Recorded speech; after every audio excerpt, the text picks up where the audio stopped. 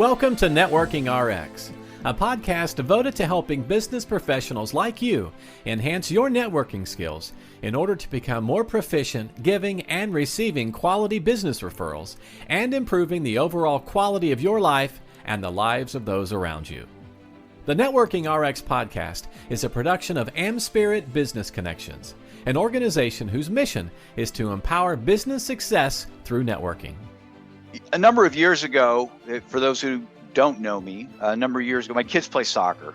They've played soccer from 4 years old on all the way up through college. But when one of my kids was in high school, I remember having a conversation with them saying, you know what, you could win the state championship. And they kind of looked at me like, oh, come on, Dad. Oh, come on. And I pulled out their schedule and they had tough games on the schedule. But I said, what game on here are you committing to lose? What game are you just not going to try at? Point to it. Just point to whatever game that is. And then we'll talk about it. We looked at the schedule. And of course, you know, if you're competitive, you're not going to look at a game and say, we're absolutely going to lose this game. Why would you say that? And he didn't. And, you know, actually they did win the state championship, not because of me, but just because, well, they won a state championship. But I think the mindset's valuable in that, you know, we don't ever wake up in a day and say, okay, yeah, this one's going to be a bad one. This isn't going to work out. Because why would we do that? The reason I bring that story with you is I have Meredith Bell on with me today. And I'll talk about Meredith in a minute here. But she shared an article with me. And the title of her article was, or is, The One Question That Transformed My Relationship and My Business. And the article spoke to me because it's an article about impact. And I'm thinking about this story that I just shared with my son, and I'm thinking about this article, and it really kind of dawned on me the parallel in that who is the person out there, I'm asking this of myself, who's the person out there that I'm not trying to have impact with when I'm talking to them? And the answer should be no one. Just as I don't want my kids saying, you know what, I'm going to lose here. I'm not going to admit that, you know, I'm not going to try and have positive impact with somebody. Even when I'm checking out at the grocery store, you know, it's just, I'm going to bring a smile to this person's face. And I don't, you know, I'm not going to change their world. I'm not giving them a lottery ticket or anything like that, but I want to have some sort of little impact on their world. So at any rate, segueing into introducing Meredith, and we'll talk about this. Meredith and I've already talked about it. She's the co-founder and president of Grow Strong Leaders, which is a global software company, and they provide assessment and development tools for the workplace. And this is not just a fly-by-night software; it's an award-winning software, and there are books that guide team members through this. And it shifts companies, it shifts leaders and managers and companies from not just knowing, but doing. She's an expert in leadership and team communication. She and one of her partners have a podcast called Grow Strong Leaders, and they have a couple of books out. I think you have two partners. Is that correct? I do. Mm-hmm. Okay. One can't write because his name's not on any of the books. But you have one book. There's one book called Connect with Your Team, Mastering the Top 10 Communication Skills, and we'll touch on that. And then the other book is called Peer Coaching Made Simple. So Meredith, I thank you for your time. I know you're busy. I appreciate you coming on. I don't want to steal your thunder, but I do want you to kind of share your story about the question that transformed your relationship and then how that really dovetailed into this life you have now, or this business. Well, before we jump into that, I just have to say my other partner is a she, and she's the wizard for technical things. And she also is the one that produces our books. So she has a key role with our books. Even though she's not one of the authors. I started my consulting business many years ago, doing training around leadership development, team development. Being a solopreneur, I needed to sell my services. And so thinking about what's aligned with my own values, my own approach, it's been a journey to discover what is it that really aligns with who I am and how I can form relationships where I don't come across salesy, right? And I provide value to other people. So I was reading this book called The Prosperous Coach by Steve Chandler and Rich Litvin. And there was a page with a sentence in it, a question that just popped out at me for some reason. And they were talking in the context of a coach speaking to a prospective client. I'm not a professional paid coach.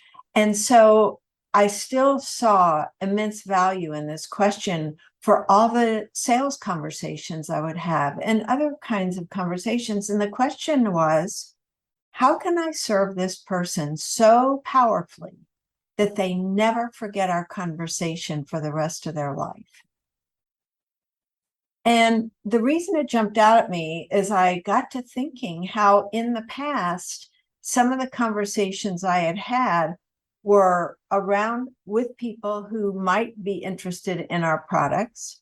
And so waiting for a chance to talk about them was part of the approach. But this question made me realize people aren't going to remember our conversation if I'm focused on getting my turn to talk and focused on what we have to offer. Instead, it helped me see how important it is to simply show up as a caring listener, eager to learn more about this person. Ask them questions that perhaps no one else asked them. Share insights based on what I'm hearing from them that most people wouldn't take time to do. And Frank, this whole approach has become a part of who I am now, because it's been many years ago that I read that line. And the impact that it's had is it accelerates the development of trust. It's resulted in people coming back to me saying, you know, something you said to me in that conversation, I've never forgotten. And it's because of how I'm showing up in that conversation. And so for your listeners thinking about who am I being in the moment with this person who's in front of me, no matter who it is, like you were saying, you want to have an impact everywhere. Yeah. But the kind of impact where you are unforgettable because of how you help someone else feel or think about themselves, that's one of the best gifts we can give to anyone else, no matter what happens in terms of, you know, a relationship forming where we do business together or not. If we can leave that kind of feeling with someone else, they don't forget it and they tell others about you. So it has a big payoff, even though you're not going into the conversation thinking, what am I going to get out of this? It's how can I serve this person so they feel valued? Yeah, you know, that's so interesting because, and I'm just going to throw percentages out there. Oh, well, most people, 90% of the people, it's sales first, relationship second. And I don't want to mix up the percent. I don't want to mix up the percentages. Let's just go with 95 and 5, right? 5% of the people kind of do it right. You're just trying to have impact, just trying to add value and see, just trust that it's going to go somewhere. But there's 95% who it's right away. It's like, okay, what can we get? I had a conversation with the financial advisor this week. It's like, we just met. You're 4 states away. I mean, what leads you to believe I don't have a relationship, and that any part of this conversation is acceptable? Really getting into my life. And I'm a nice person, so I just kind of went along with it, but it was just kind of like, yeah, this is kind of off-putting. But if people operate the way you operate, 95% of the time, those people stay in your world because you're adding value. Mm-hmm. And if they're staying in your world, then you still have a chance. Whereas if you lead with the sale, 5% of the time you're going to be successful. 95% of the time you're going to alienate them and they're gone. And you don't have a chance. Yes. I see this on LinkedIn all the time. when people connect with me and the next message they send is, I want to do this for you. And they clearly haven't even read my profile. Yeah. And so, it's off-putting. I disconnect oftentimes. I'm much more selective now in who I connect with for that very reason. If they've sent me a personalized note that shows they paid attention to, for instance, my podcast or something I've written, that has a whole different impact than just a generic approach or no comment at all. I totally agree. I mean, I'm very selective. In looking at people's profiles, what they have to say. Hey, I'm a podcast promoter. I'll get you 10,000 downloads. I don't connect. So, I want to share an example. I have so many, but just thinking about connecting with people on LinkedIn, one of the biggest things I have found to be so valuable is reaching out to anybody. I really am not intimidated by anyone who's there, whatever their title might be. If I have come up, maybe I've read about them, I've read their book, or I've read about them in a book or heard them on a podcast, I'll just reach out and say, I loved what you had to say about this. It was really important. I'd enjoy adding you to my network. And most people, when you approach it like that, are, well, of course, why not? Yeah. And then following up to have a conversation to make it clear, I'd like to learn more about you because I enjoy connecting people. I may know some folks that would be good connections for you. And they sense that it's genuine. I think that's really the key. The spirit with which you approach someone, somehow they can feel that. And so there was one fellow, I had heard him on a podcast, and then he had a podcast. I was listening to it, and I said, he and I connected, and I said, I've got a great guest idea for you. And he said, great. So I introduced him to this person, and then I said, I've thought of someone else. And he said, great. He said, well, would you like to be a guest on my podcast? He came back to me with that invitation because he could tell I was interested in being of help to him.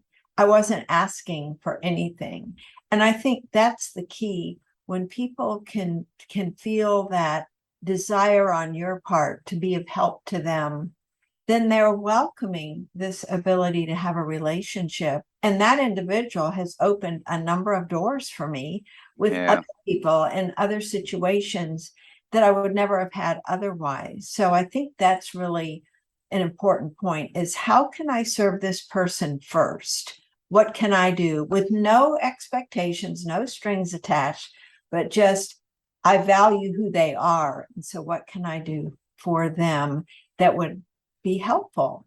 And so few people do that. As you mentioned, so few people do that. You really stand out when you take that approach.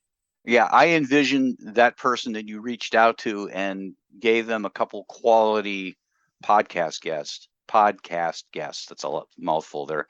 And you've introduced me to some great people, so I know what we're talking about here. They are quality people. I would imagine this person was like, okay, what's up? Because it's so unnatural. We don't get these things. I get people reaching out, pitching why they should be on my show. And it's kind of like you're backpedaling. No. And here's somebody saying, well, wait a minute here. What is this?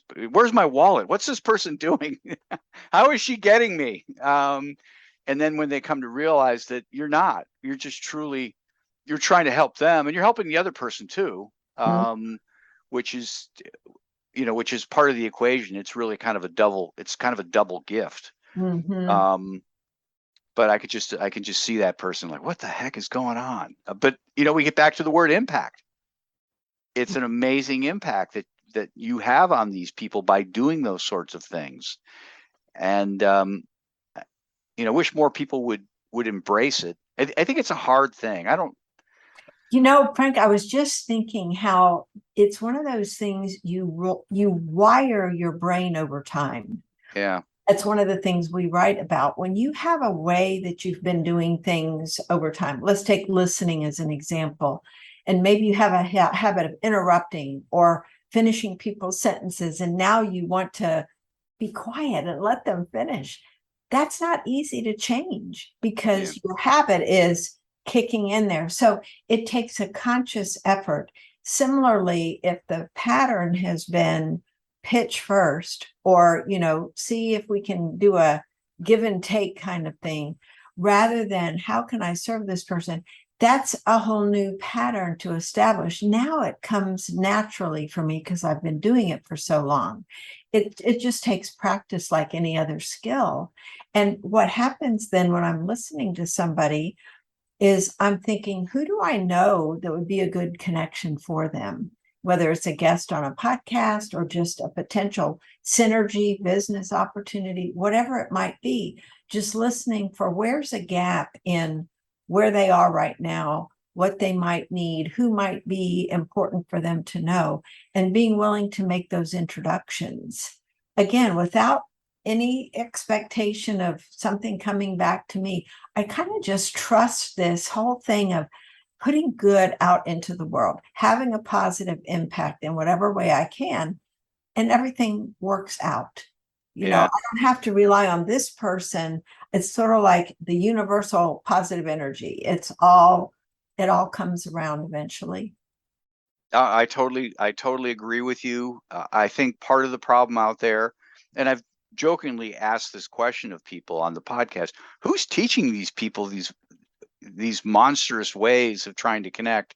And I really think it's, part of it is it's sales quota. You have the wonderful benefit of being really, well, you have partners, but you're all of the same mind. And so you all understand this is going to take time, and you did this and it was worthwhile, and we'll reap the benefits at some point in time. And, one of the things one of the things Meredith says in her article is she's never going to retire, which I think is really neat. I'm kind of the same mind, just come carry me out one day. Right. I love what I do. I don't mean that truthfully, but you know what I mean? I want to work for a long time. Whereas when somebody's like, oh, I got to make quota. I got to hit quota. I got numbers to hit. They get what a friend of mine terms as sales breath. They kind of feel like they have to. I've got to turn this into it. Mm-hmm. And I think that's, in a way, is kind of a natural thing. My daughter has a saying that she enlightened me on. She says, in every situation, your first thought shows you're human. Your second serves to define you. And, your first thought in being human is I have to survive. I have to eat. I have to make a sale. And what you've done is you've kind of trained your mind to move past that, because your mind seizes on that. And you just push past it quickly to trying to define yourself as being somebody who has impact, somebody who I want to serve people. I want to help you. And I think it takes people off guard. It really does. What are you going to do? And, I think when you can experience the joy that it feels when you're in that way of being with another person, where you can just be fully focused and present and listen. Because if we're preoccupied with ourselves, how we're coming across, how we're sounding, when's my opportunity to put in a plug about what we do, all of that puts pressure on you. And guess what? The other person feels it. We may think we're hiding these feelings, but people can sense this. They're astute. And so when we come with this different spirit of how can I give to you? And I've had people comment, because I'll take notes as they're talking. I'm just a copious note taker, and I'm not as strong of a rememberer of details. So it helps me to jot down notes. It's like, what is she writing down? It's just to help me remember, so that if I have an opportunity to bring up that particular point, or just, before I have my next conversation with them, there are salient points that have been brought up that help me remember the whole of that person. Yeah. And that's another thing that's different. People, when we're focused on ourselves, we really aren't tuned in to some of the things that others are saying. And so we don't recall what it is, in the next conversation. So I think that's another way to set yourself apart. I'll tell you something else that has caught people off guard at times is I do my homework. When I'm going to have a conversation with someone, I take time to look at their profile, to go to their website. If it's a host whose show I'm going to be on, I listen to at least a couple of episodes, or even a guest. I like to be prepared because most people are comfortable just flying by the seat of their pants. And if I can demonstrate to that person that I paid attention to something about them, that's when you become memorable. Yeah. And people want to have a relationship with you because that's not how most folks are. Yeah. No, I totally agree. It's like the notion of follow-up. If you just follow up, however you choose to follow up. I mean, there's lots of different ways, an email or, a handwritten note, I think is kryptonite, right? I mean, it's just the most powerful thing. You just set yourself apart from, again, 95% of the population. I mean, it's just because people don't. It's just the way it is. And we're 20 minutes into this, 21 minutes into this, and I don't really feel like we have covered this because I think this is a very important topic. But one of the suggested topics that we had talked about, or you had given me, is why communication skills are hard skills and not soft skills. People call them soft skills. I know. I know. And look at the number one issue in workplaces. It's communication in one form or another. People leave organizations many times because their manager doesn't help them feel valued, doesn't know how to give them feedback appropriately. I mean, on and on. So these are not easy skills. And it goes back to what I said earlier. We all have habits of communicating with others, and those are ingrained. They are actually hardwired in our brains. And so to come up with a different way of doing something that's more effective is hard, because we're fighting against that hard wiring that's already in our brain and trying to replace it with something else. And that takes a lot of practice. And it's just not easy to do. It's why so many companies have communication skills as a core part of, say, leadership development programs or employee development programs. Yeah. It's not simple, because most of us weren't raised in homes where we had good communication skills modeled. And so we don't know what it's like to give appropriate feedback. Too many times we repress it and then blow up, and people are wondering, where'd that come from? Because we didn't speak what we needed to say at the moment that something was going on. Well, and it's not easy because every situation is so drastically different. And people are different. Yeah, and days are different, and and you can't put your finger on it, and you just have to. It's one of my franchisees says, you constantly have to be ready to reinvent yourself in the moment, and know that what worked yesterday isn't going to work today with a different group of people, or even the same person. You just have to always be ready. And my wife and I have this conversation because she has meetings, she has relationships with people, but she's in a corporate environment, and there's 2 people above her and 3 people below her, and a couple cubicles to the right and left, and that's not a big population of people. And you can really kind of hone in on what's going on, even though, again, it changes from day to day. But you and I were talking before we hit record. We talked to so many different people, and they're so different, and it takes so much energy. Working a spreadsheet, what was the saying somebody had for me? Was it hard things are easy things are hard, something about soft skills, right? And the soft skills are hard, and the mechanical things in life, like working a spreadsheet, it's not hard. I mean, you learn it, and it's not going to change on you. The formulas are okay. I learned it once. Right. Soft skills. Sure. Yeah. You never really, you learn different ways of dealing with different situations, but you don't know what arrow to pull out of your quiver at any given moment until you're actually in it. Yeah. And, Frank, thinking about what are some basic principles that we can share with your listeners. Our book covers 10 different skills, but I think an overriding principle that ties beautifully into what we've already talked about is when we think about having a conversation, whether it's a tough conversation or, needing to either convey news or talk to someone where they've made a mistake. And if we can have in our hearts and minds the idea that I want to leave this person feeling supported and cared about as a result of our conversation. So how do I need to show up in order to have that happen?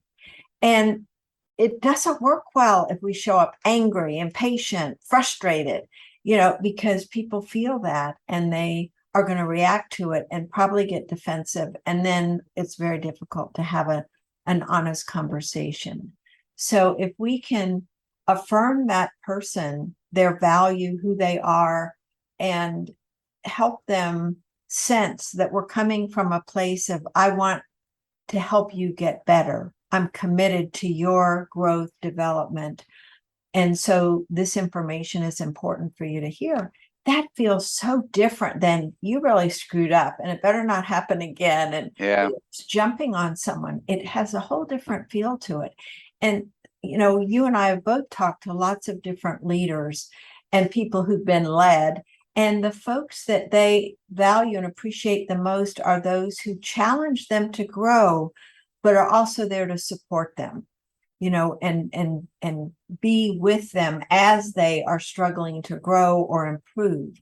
And I think that's the balance that's so needed in any relationships. If you think of families, whether it's spouse, kids, that whole thing of I'm here for you to support you. I'm going to also be honest with you when things need to be said, but I'm in your corner. I'm here for you. When you have that foundation of trust, respect, and love, you can be honest with people and they will typically receive it at least far better than if you took a more, directive approach or corrective approach. We say how adults don't like to be lectured to. Well, neither do kids. Yeah. So it really applies to all those human beings in our lives. How would I want to be treated? And I wouldn't want somebody scolding me or trying to correct me that way, just to have an adult to adult conversation.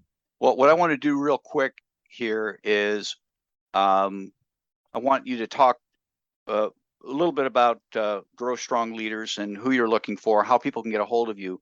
I want to get you back on because I really wanted to talk about mastering the top 10 communication skills. So we'll get you back on in a few weeks. I know you're busy, maybe anyhow, you and I will talk about that, but tell us about the business, how people can help you, how they can get a hold of you. And then next time we're going to dig into those top 10 communication skills. Great. Yeah, there's so much to say about those. And I know. It's a whole conversation. Well, we're easy to find because Grow Strong Leaders is the name of our website, our company, my podcast. So we reinforce that. We have the 2 books on our website, and we have assessment and development tools to help people learn what is it others need from you.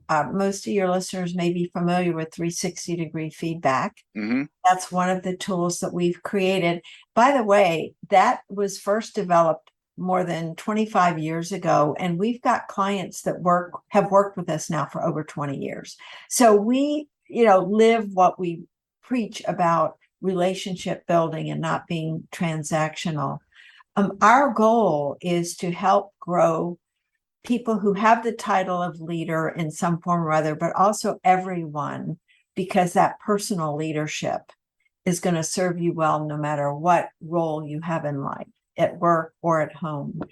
And so one of our big missions is to help people improve the way they interact with each other by up-leveling their communication skills. We want to eliminate a lot of the strife, anxiety, stress that people feel around relationships at work and relationships at home. because they don't have the tools to communicate well, and they have blind spots. So we help them through our tools realize what areas are causing problems for themselves and other people, and give them the resources to help them make improvements. Well, I really appreciate your time. I will get the link to Grow Strong Leaders in the show notes, and we're going to get you back on.